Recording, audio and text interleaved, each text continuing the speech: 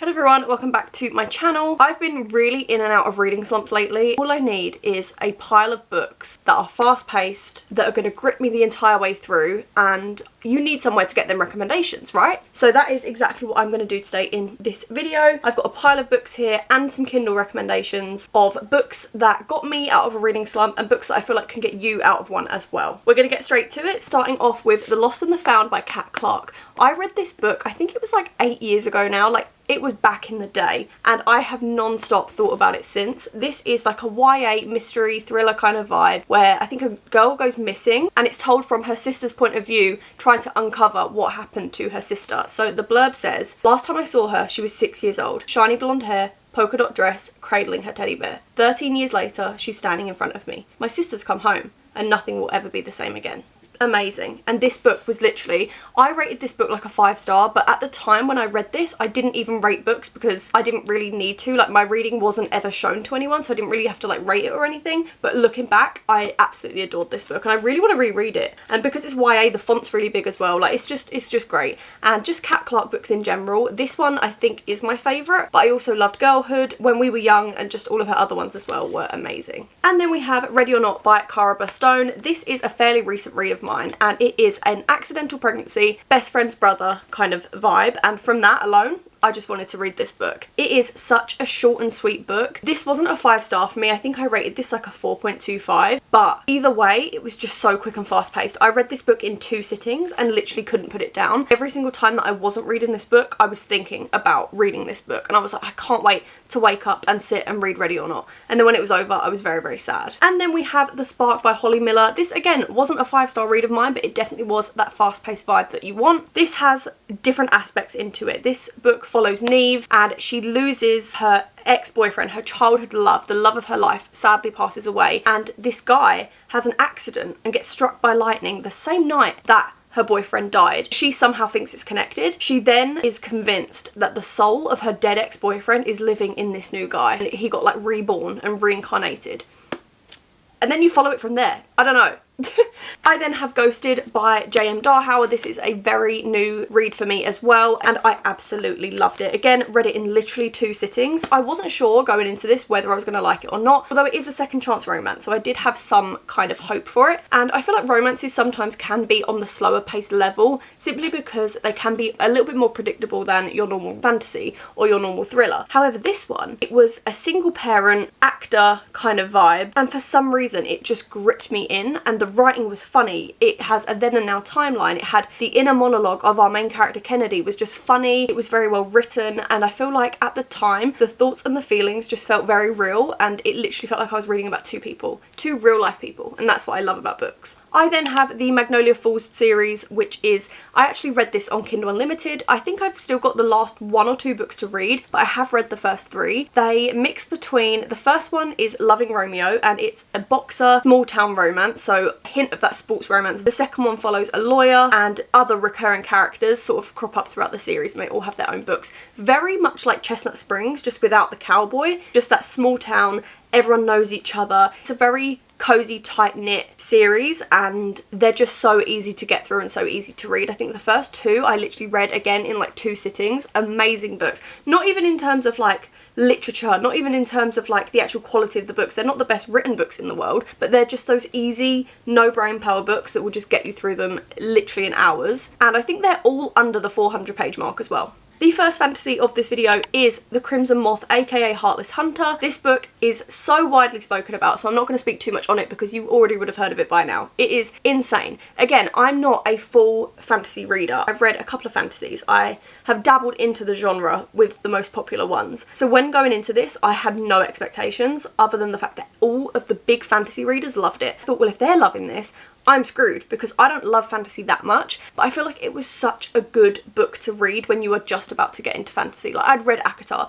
I'd read Harry Potter, I'd started the Throne of Glass series, but I was very nervous going into this, thinking that I wasn't going to be able to keep up with it, but it was so easy to read, so easy to follow. The fact that it follows a witch hunter and a witch, it was just so good. It was a romantasy and so good to get through. I listened to it as an audiobook, read it on my Kindle as well, kind of like hybrid reading, and I highly recommend that book. Like, if you haven't read it and you're a bit scared of fantasy, that's where you can start because it is so good. I then also have The Situationship by Abby Jimenez. This is a novella that slots in the Part of Your World trilogy. We have Part of Your World, Yours Truly, Just for the Summer, and The Situationship. I just feel like The Situationship was such a fast-paced, quick, easy read. It was a novella, so it was probably under 100 pages, and I just feel like it was the perfect thing at that moment. I just finished The Nightingale and I just finished Heartless Hunter, so I just needed something that was a palate cleanser, something that I knew, something that I already sort of was involved with, and that is exactly how The Situationship delivered. I feel like not a lot of people know about it. I don't really hear anyone talk about it. It just literally cropped up on my Kindle and I was like, what is this? It was a novella in between the series that I already knew and loved, so I highly recommend that one. It follows two side characters from that series, just gives them like a little meet cute and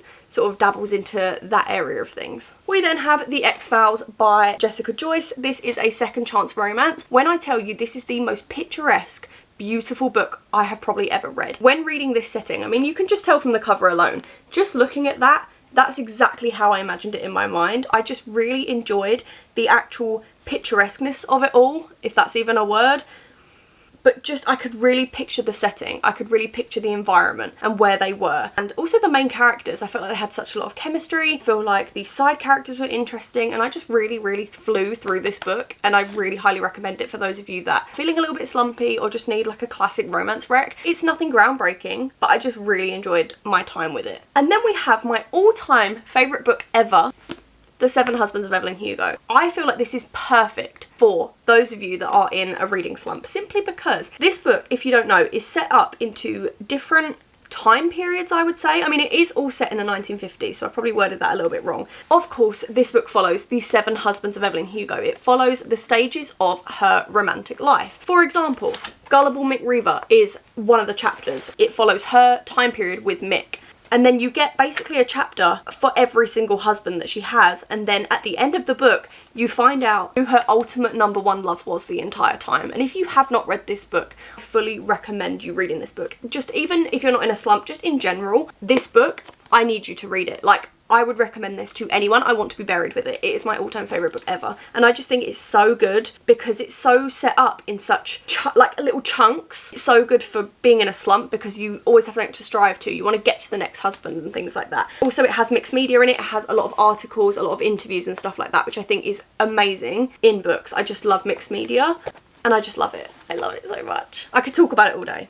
And then we have the Bromance Book Club. I read this book in one day. I don't know why. I had no preconceived opinions on this book. I had never heard anyone. I think Sarah read it in a vlog, but I don't really remember her talking much of it. Like, I don't think she spoke about it too highly. I think she said she enjoyed it, but like it is what it is. It's just one of like a in-between book for her. I really enjoyed this one. As I said before, it isn't a 5-star. But I just really enjoyed it. I think it was very fast paced. The only problem I had with this book is that it does have mini chapters in between that follow like a different novel, but like it's set into the story, if that makes sense. It's there for a reason, but it could have got a little bit confusing, but I think that's good because it keeps it fast paced. The font is huge. It is a very funny concept as well. This book basically follows a group of guys who read romance books in order to reconnect their relationship with their significant others and to impress their wives. Like, that is just amazing. Just the concept of it is great.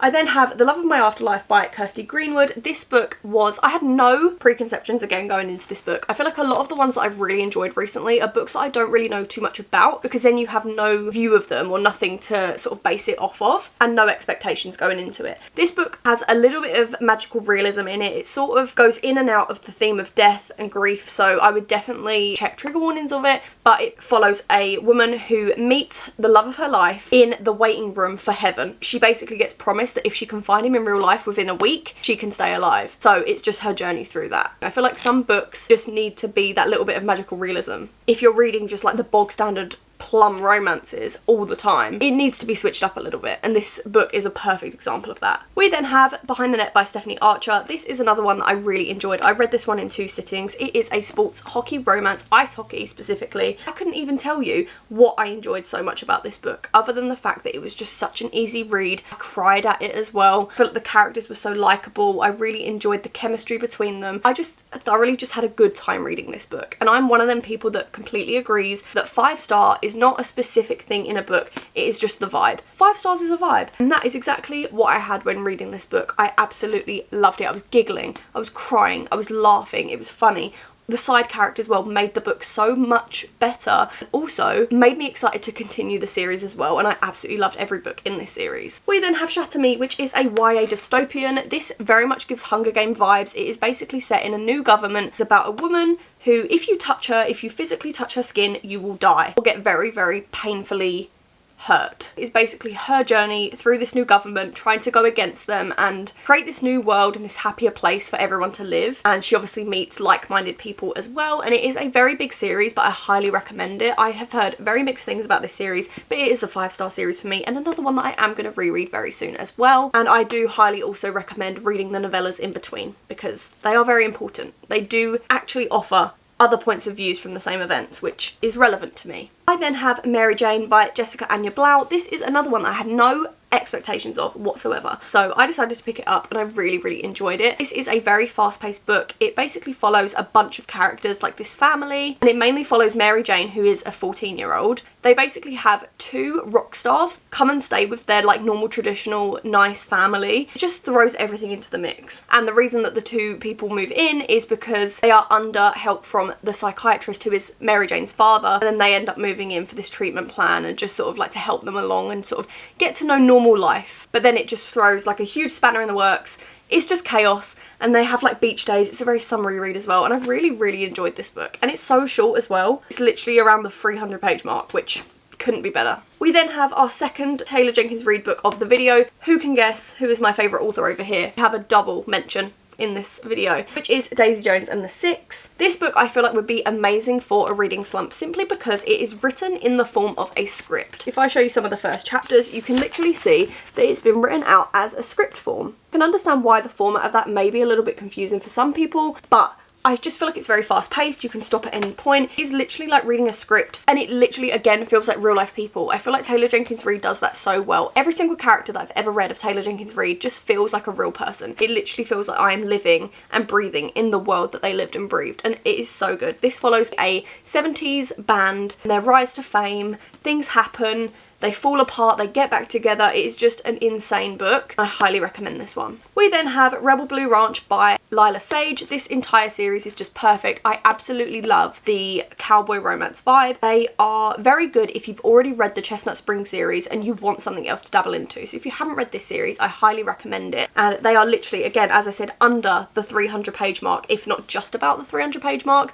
So fast-paced, so amazing. Again, just perfect for those no brain power vibes. I then have 2 recommendations here, which is When in Rome and Practice Makes Perfect by Sarah Adams. This was a duology actually, and now they have just recently released Beg, Borrow and Steal. I read both of these on holiday in about 24 hours. Like, you can see how battered up. This one actually went into the swimming pool. Like, they are battered, they are sun damaged, but they are very well loved. These books are just so easy. Again, no brain power. You can get through them literally in a couple of hours. I think I preferred Practice Makes Perfect over When in Rome, so even if you just wanted to read this, you can. However, I do recommend starting from the beginning and going through the story that way, but they are just so fun. Again, that small town, this is very Gilmore Girls. This 100% screams Stars Hollow, Gilmore Girls kind of vibes, and that is exactly what you would want in a book. And Practice Makes Perfect is the sister of our main male character in the first book. We then have The Naturals by Jennifer Lynn Barnes. Need I say more about this series? This is part of a 4-book series and also a little novella on the end as well, and I literally read this book. I think I read it in like 1 or 2 sittings. It was insane. I read this book, I rated it a 5-star. This is basically Criminal Minds, but young adult, FBI, trainees. It honestly blows my mind just thinking about it. This book I highly recommend to everyone. I will say, I feel like the first 2 books in the series are the best. I feel like the last 2 aren't. They're still good, do not get me wrong. The whole entire series is amazing, but the first 2 specifically are the ones that really hold a special place in my heart because they are so fast-paced, so good. It is basically a murder mystery, and everything that happens sort of like in the first book takes a full 180. It's twists, it's turns, it's just insane. Things crop up all the way throughout the books that you literally read in the first book as well. So they all correlate with one another, which means that you want to know what happens next the entire time. And last but not least, we have Hello Stranger by Catherine Center. This book I just thoroughly enjoyed. Again, had no pre-opinions, no expectations of it whatsoever, but I just thoroughly enjoyed this book. This book follows our main character. She has a head injury and she ends up getting a condition called face blindness, which is basically where you can see a person but you actually can't see their face, or you can see it but it's all jumbled up and you can't actually recognize a person. She ends up falling in love with two guys and sort of navigating that, but in her head she's like, I don't even know what they actually look like because I've got this head injury, like what is going on? So it just sort of follows the journey of that, and it's just such a fun, fast-paced, quick read. And I think, again, I read this one in like 2 sittings as well. But those are all the books that I have for today's video. Obviously, there are many other books that I've also read that are fast-paced that would be amazing for getting out of book slumps, but these are the ones specifically that I saw that I was like, these are the ones that I need to recommend as of this very point. So if you did enjoy this video and you do want a part 2, or you want any other kind of recommendation videos, whether it's for a slump, whether it's for a specific time period, whether it's a specific season or anything like that, let me know. I feel like I don't really do recommendation videos as much as I probably would like to. I don't think I've ever actually officially done one before, other than my like going through my 5-star read videos. So if you like this one, then definitely keep me posted and I will do more. But that is everything for today's video. Thank you so much for watching. I love you guys lots. If you did enjoy it, thumbs up, all of that YouTube stuff, you already know, and I'll hopefully see you in my next one. Love you, bye.